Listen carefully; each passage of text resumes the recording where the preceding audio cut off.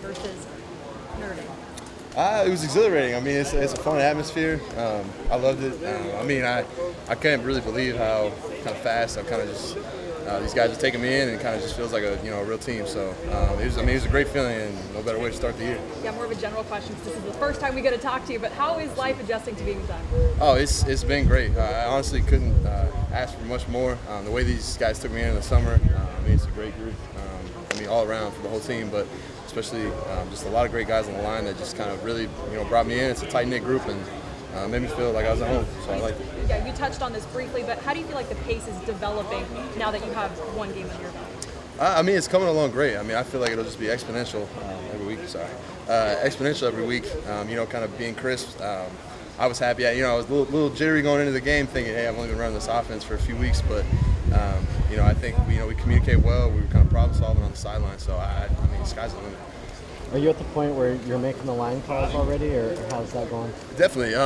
Most of it is, I looked at it like kind of learning another language. They say it's easier to learn the third and fourth, and so once you kind of know the offense in college, it's so much faster than when I was a sophomore at Indy trying to figure it out. So it's definitely coming along fast, and I want to kind of be where Romas was last year, where they know, hey, he makes a call, he's right. Let's get going to it. So.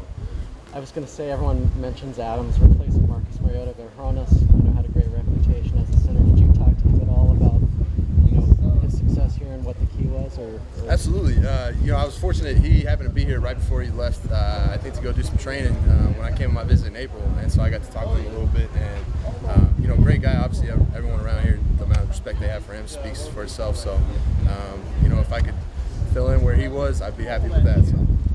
Why did you decide Oregon for your fifth year? Honestly, I felt most at home here. I loved it in high school when I came out and visited, and my visit was great. I felt like this was a group of guys I could jump in with, and I felt like it was a team that had a lot of potential and looked like a fun place to play. Michigan State, a lot of people consider their defensive line to be maybe the best in the nation. What have you seen from them studying for that team? They played tenacious as always. They come off the ball hard. The linebackers fill holes. It's a fun group to play. I know that. It's what football is all about. When you're playing on the inside. So for an offensive lineman, it's a heck of a fun game to get into. Have you gone against some of the same guys that they still have? I'd have to double check on the roster. We played them every year but last year, and so I'm sure there's some of the gang that will be familiar faces, but they just kind of replace guys that are really fundamentally sound. So. The center and quarterback, kind of the leaders of an offense. What's been the dynamic with you and Vernon both? It's a rare situation. Two graduate transfers come in and are the leaders. I think for us, it's just kind of every day, feeling a little bit more comfortable.